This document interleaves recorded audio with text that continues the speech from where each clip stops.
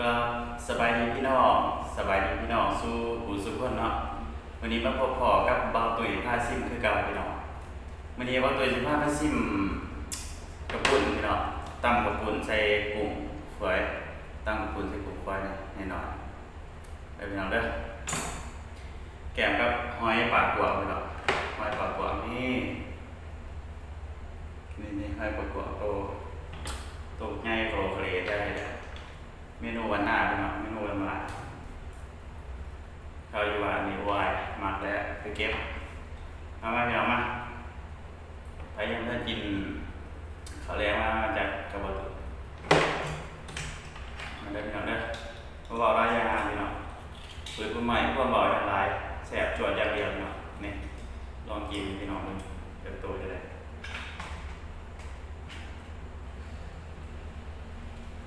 เ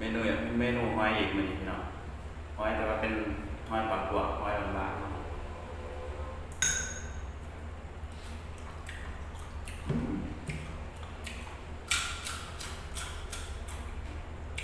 ๆขอทายด้วยพี่น้อง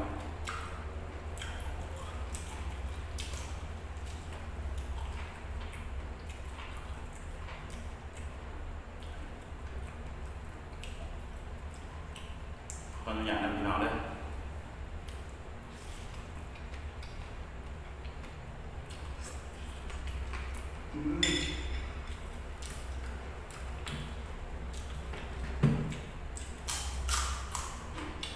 ไม่มาตัวปูอย่างเดียว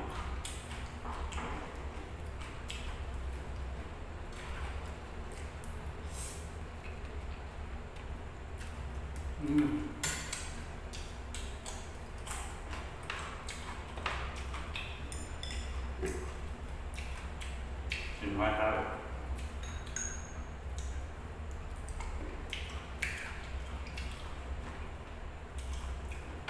ตำกระปุนต้มไหม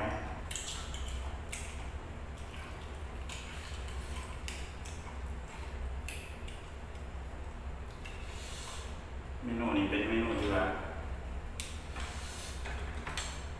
เมนูบ้านๆนะพี่น้องนะบนตัวอยู่บ้านก็กินแบบนี้แหละมาก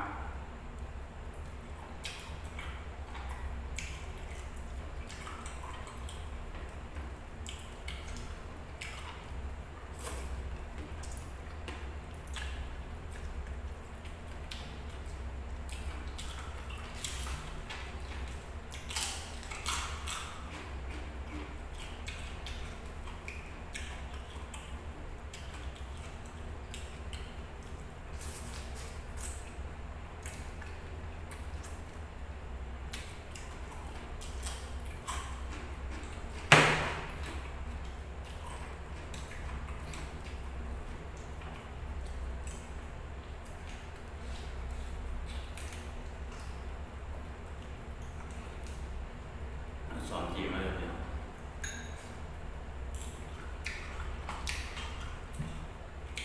ไม่ยิ้มแย้มกินอย่างไร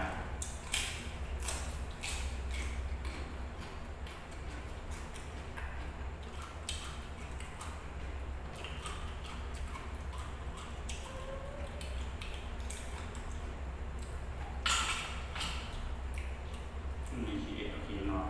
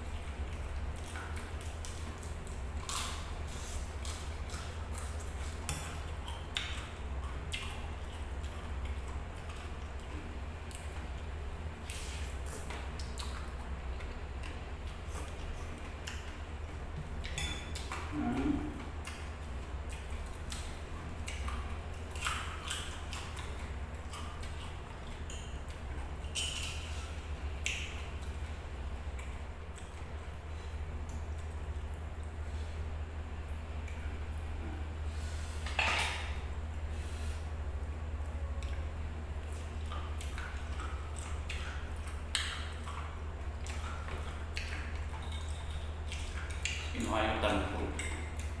สุดยอดขนาดนี้เป็นไง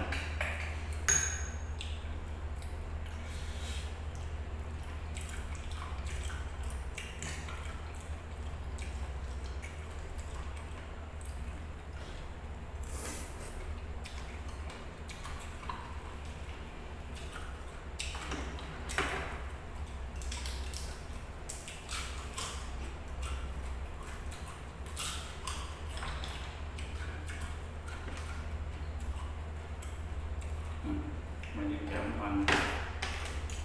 ที่ว่ามันเดือดมีสองเลย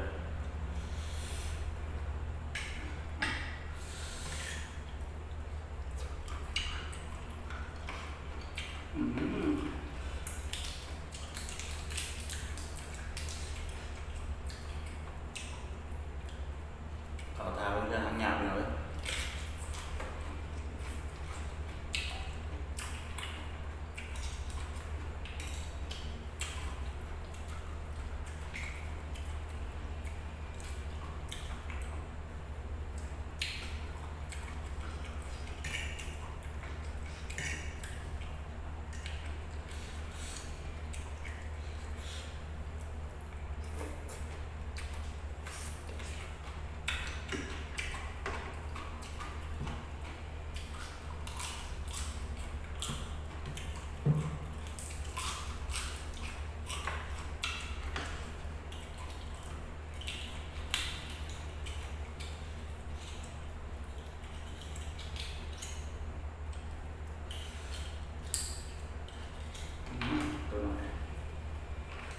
ตัวนั้นดี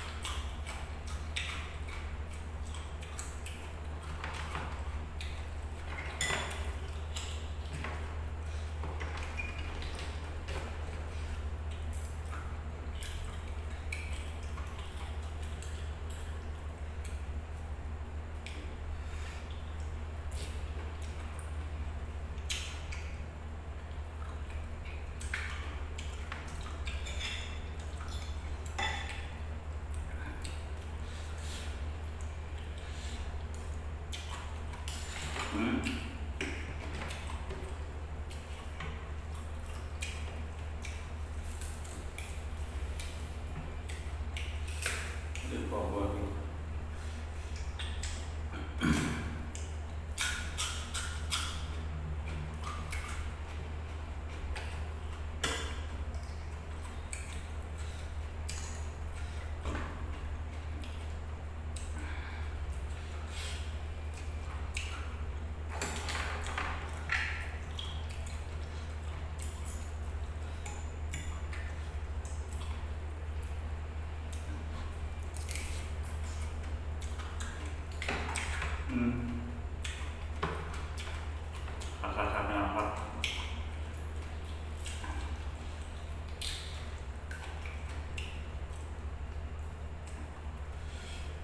พี่น้อง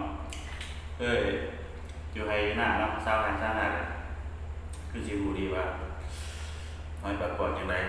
ไปเก็บเนี่ยอะไรไปหลอกเก็บเลยพี่น้องบางคนก็ไปไต่เอาเนี่ยคือจังจับง่ายน้อยประกวดหลายเพราะว่าเป็นบตุยเคยไปตัดไม้เก็บไม้เนาะอยู่บ้านเห็นให้หน้า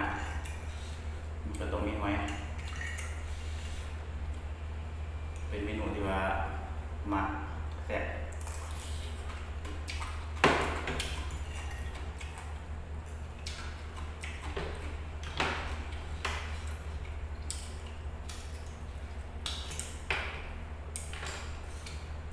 จริงนะ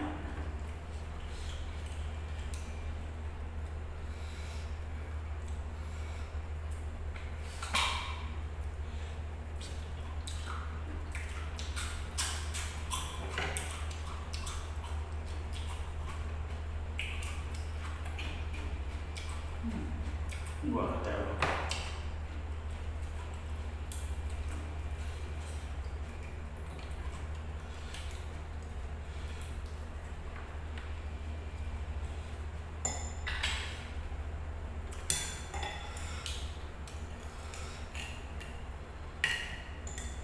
เบิด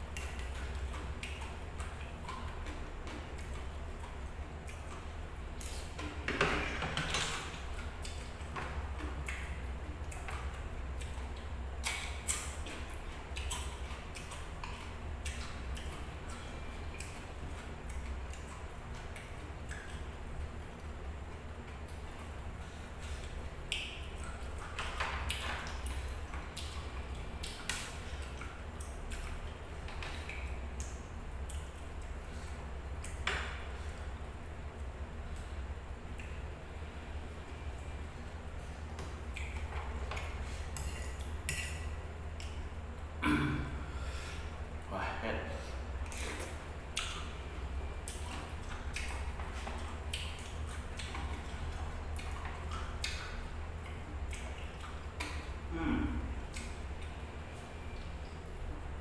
เปิดไว้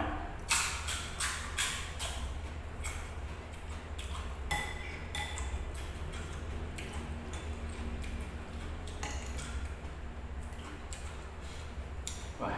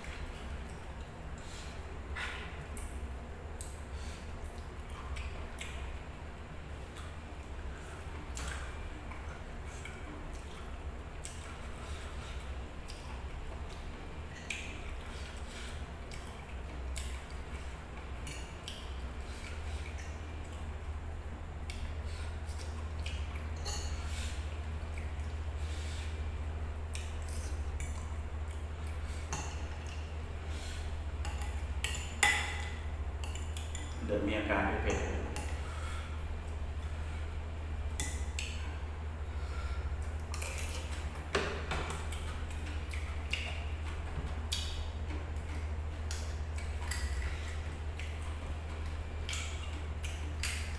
ขั้นตามมันต้องเผ็ดมันรู้เผ็ดมันรู้เสร็จ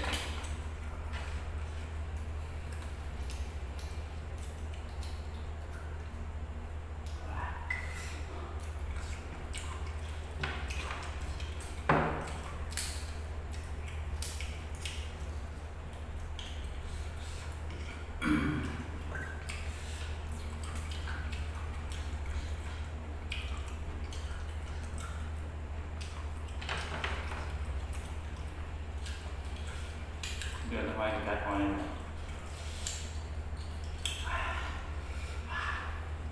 เด็ดที่สุด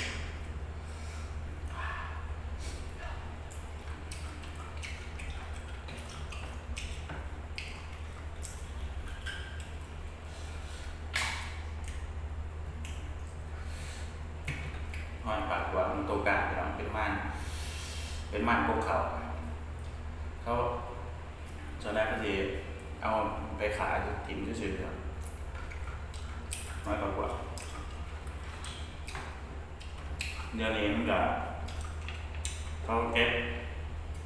บมาเห็ดมาตกเลยกินขายเห็ดเมนูปีกบอเมนูใช้ตามสมบอเลยเดี๋ยวมันเป็นสินค้าอีกอย่างหนึงน้อยกว่ามาเป็นผลิตภัณฑ์อีกอย่างหนึงของชาวไร่ชาวนาเพื่ออะไรซื้อขนมไม่รู้บางอย่างเนี่ยขายหอยไม่ปากกวางแล้วกัน